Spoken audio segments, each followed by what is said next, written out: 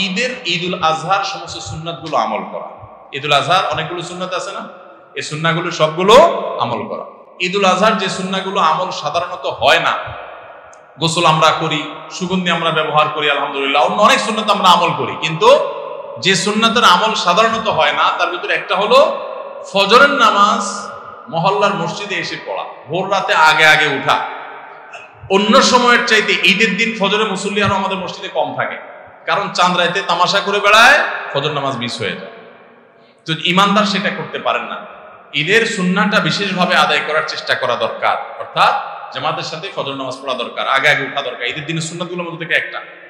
আরেকটা সুন্নাত আমাদের অবহেলিত, আদায় হয় না, সেটা হলো ঈদুল আজহা হোক আর ঈদুল ফিতর হোক, ঈদের নামাজ মাঠে পড়ার চেষ্টা করা দরকার। কোথায়? মাঠে। মাঠ এখন কম, বিশেষ করে শহর এলাকাতে মাঠ একটু কম, কিন্তু যেগুলো আছে সেগুলো যদি সঠিকভাবে সবগুলোকে ব্যবহার করা হয় তাহলে অনেক জায়গায় সুন্নাহ জিন্দা হয়। আমরা ঈদের নামাজ মসজিদে পড়ি, কেন পড়ি? একটা অজুহাত দেই, মাঠ কম। এই অজুহাত সব ক্ষেত্রে গ্রহণযোগ্য না এবং সঠিক না। অনেক জায়গায় মাঠ থাকা সত্ত্বেও মানুষ মসজিদে নামাজ পড়ে, কারণ সব মহল্লার মানুষ আলাদা আলাদা নিজেরা একটু মাতবরি করতে চায়। আমরা আবার আরেক জায়গায় নামাজ পড়তে যাবো, আমাদের একটা বাঁকাবাতি থাকে।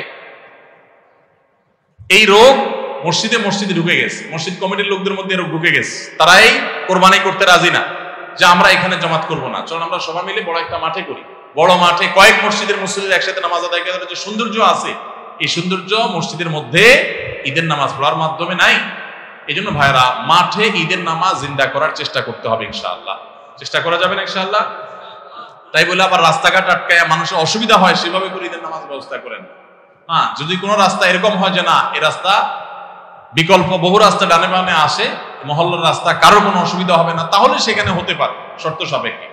কিন্তু সাধারণত রাস্তা নয়, বরং আমাদের নামাজ পড়তে হবে কোথায়? মাঠে। এবং ঈদের নামাজ মসজিদে আদায় করবেন না, মাঠে আদায় করবেন। এই আওয়াজটা সর্বত্র তোলা দরকার। শহর তো বটেই, গ্রামে পর্যন্ত এখন প্রত্যেক মসজিদে মসজিদের নামাজ। কেউ কাউকে মানতে রাজি না, কেউ কাউকে মানতে রাজি না। আরেক জায়গায় ঈদগাহে নামাজ পড়ে আমাদের ইজ্জত থাকে নাকি? এই লোক ইসলাম বুঝে নাই। ঈদের জামাত হবে অনেক বড় জামাত, সেখানে বহু মসজিদের মুসল্লিরা আসবে, এটার মধ্যেই সৌন্দর্য, পুরো মহল্লার মানুষের সম্মিলন করবে, এই সুন্নাতটা আদায় হয়। ঈদুল আজহার আরেকটা সুন্নাত অবহেলিত, সেটা হলো ঈদুল আজহায় আমরা জানি যে প্রথম খাবার ঈদুল আজহার কোরবানির গোশত দিয়ে হবে, এটা সুন্নাত। ওমর রাদিয়াল্লাহু তাআলা থেকে একটা রওয়ায়াত বর্ণিত আছে যে আল্লাহ তাআলার উদ্দেশ্যে কোনো কিছু দান করলে এটা নিজে ভোগ করা যায় না। যায়? আপনি আল্লাহর রাস্তার জন্য, আল্লাহকে খুশি করার জন্য আল্লাহর রাস্তায় কিছু দিয়ে দিয়েছেন, এটা কি নিজে খাওয়া যায়? আর এটা আপনি গরিবকে দিয়ে দিবেন, মসজিদে দান নিয়াত করলে মসজিদকে দিয়ে দিবেন, আপনি নিজে ভোগ করতে পারবেন না। শুধু কোরবানি এবং আকিকা, এই দুইটা আমল আছে যে এই দুইটা আমল আল্লাহকে খুশি করার জন্য জবাই করার সময় বলছেন বিসমিল্লাহ, আল্লাহু আকবার, আল্লাহুম্মা লাক মিনকা ওয়া লাক, আল্লাহ আপনার তরফ থেকে, আবার আপনার উদ্দেশ্যেই কোরবানি করলাম, আমার কোনো ধান্দা নাই। অথচ আবার ঠিকই ওইটার গোশতটা আল্লাহ আপনাকে খেতে দিয়েছেন, কারণ এটা আল্লাহর পক্ষ থেকে সাদাকা, আল্লাহর পক্ষ থেকে মেহমানদারি, যে আল্লাহ আপনার থেকে কবুল করেছেন এবং বলেছেন বান্দা আমি বুঝে পাইছি, এবার তোমাকে দিছি, তুমি খাও। তো এই জন্য আল্লাহর মেহমানদারি দিয়ে দিনের প্রথম খাবার গ্রহণ করা, যাতে করে ক্ষুধার্ত থেকে খাবারের প্রতি আগ্রহী হন আপনি, এবং আল্লাহর মেহমানদারি দিয়ে প্রথম খাবার খান আপনি, এটা সুন্নাত। এই জন্য ঈদুল আজহার দিন আমরা কোনো কিছু না খেয়ে থাকবো, রাতে খেয়ে যে শোবো, এরপরে আর কোনো কিছু খাবো না, ঈদগাহে আসবো না খেয়ে, কোরবানির পশুর গোশত বানায়া রান্না করে ওইটা দিয়ে প্রথম খাবার খাবো ইনশাআল্লাহ। আল্লাহ তাআলা আমাদের সবাইকে এই সব সুন্নাহগুলো মেনে চলার তৌফিক দান করুন। তাহলে 11 নম্বর আমল হলো ঈদুল আজহার সব সুন্নাহগুলা পালন করা। আমরা আবারও এক নজরে বলি, জিলহজের প্রথম দশকের 11টি আমলের সর্বপ্রথম আমল বলেছি বেশি বেশি আল্লাহর জিকির করা। বেশি বেশি কি করা? আল্লাহর জিকির করা। এই দিনগুলোতে, নির্দিষ্ট দিনগুলোতে আল্লাহর জিকির করবার নির্দেশ আল্লাহ করেছে। দ্বিতীয় আমল বলেছি বেশি বেশি নেক আমল করা, কারণ এই দশকের নেক আমল আল্লাহর কাছে অন্য যে কোনো সময়ের নেক আমল ভালো কাজের চাইতে বেশি প্রিয়।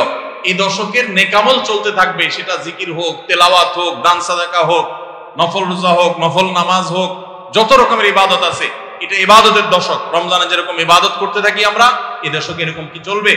ইবাদত চলতে থাকবে।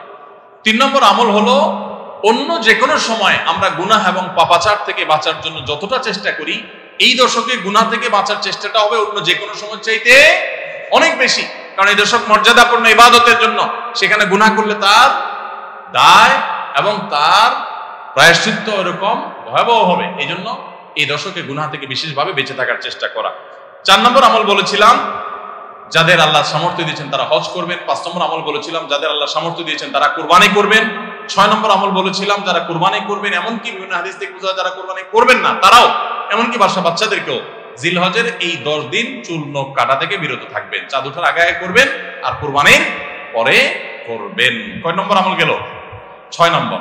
7 নম্বর আমল হলো সাধারণভাবে এই 10 দিন রাত দিন যত বেশি পারেন উচ্চস্বরে সরবে তাকবীর পাঠ করতে থাকবেন। আল্লাহু আকবার, আল্লাহু আকবার, লা ইলাহা ইল্লাল্লাহ, আল্লাহু আকবার, আল্লাহু আকবার, ওয়ালিল্লাহিল হামদ। কোন হাদিসে 3 বার তাকবীর আসছে শুরুতে, আল্লাহু আকবার, আল্লাহু আকবার, আল্লাহু আকবার, লা ইলাহা ইল্লাল্লাহ, আল্লাহু আকবার, আল্লাহু আকবার, আল্লাহু আকবার, ওয়ালিল্লাহিল হামদ।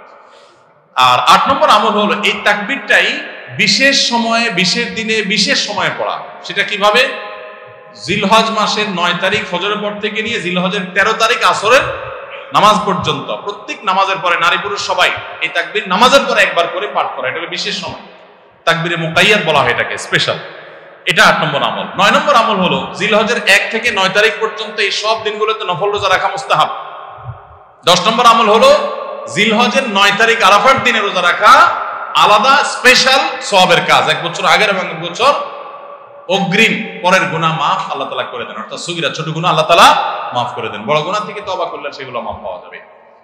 আর 11 নম্বর আমল হলো যে ঈদের দিনে যত সুন্নাহ আছে সব সুন্নাহগুলো সঠিকভাবে পালন করব। আল্লাহ রাব্বুল আলামিন আমাদের সবাইকে জিলহজের এই 10 দিনের ফজিলত এবং মর্যাদা প্রতি মুহূর্তে স্মরণ করার তৌফিক দান করুন। এই দশক যে মর্যাদার দশক যায়, ফজিলতের দশক যায়, ইবাদতের দশক যায়, জিকিরের দশক যায়, তাকবীরের দশক যায়, নফল রোজার দশক যায়, ধারণাই নাই আমাদের, মনেই থাকে না। অনেক মানুষ আছে জিজ্ঞেস করলে ভাই তার হাবভাব দেখলে রুটিনের ভিতরে কোনো পরিবর্তন নাই। অন্য সময় ফজরে গাফলতি, এই দশকেও গাফলতি। আরে ভাই রমজান মাসে তো মানুষ বেনামাজিও নামাজ পড়ে, মাশাআল্লাহ, ঠিক না ভাই? ঠিক। যে লোক বখিল সেও টুকটাক দান করে, যে কখনো মসজিদে আসে না সেও মসজিদে আসে, যে কোরআন ছুঁয়ে দেখে না সেও একটু কোরআন ছোঁয়, কারণ রমজান ইবাদতের মৌসুম চলছে। তাহলে জিলহজের প্রথম দশকে এরকম ইবাদতের ছিটাফোঁটা, ইবাদতের কোনো আবহ, ইবাদতের কোনো পরিবেশ, ইবাদতের কোনো আলামত, এর কোনো আপনার চিহ্ন আমাদের সমাজে, আমাদের পরিবারগুলোতে দেখা যায় না। তাহলে এই দশক ইবাদতের অত্যন্ত ফজিলতপূর্ণ দ্বিতীয় বৃহত্তর মৌসুম হওয়া সত্ত্বেও অবহেলিত দশক, অজানা দশক। এই আমলগুলো হারিয়ে যাচ্ছে সমাজ থেকে। এগুলোকে জিন্দা করবো তো ইনশাআল্লাহ। আমরা সবাই এক একজন যার যার দায়িত্বে কমপক্ষে 5 জন মানুষকে আমরা সচেতন করবো ইনশাআল্লাহ। ঠিক আছে তো ইনশাআল্লাহ ভাই? কষ্ট দেওয়া যাবে না, সবাই চেষ্টা করবো তো ইনশাআল্লাহ। আল্লাহ তাআলা আমাদের সবাইকে আমলের তৌফিক দান করুন। জাযাকুমুল্লাহ খাইর।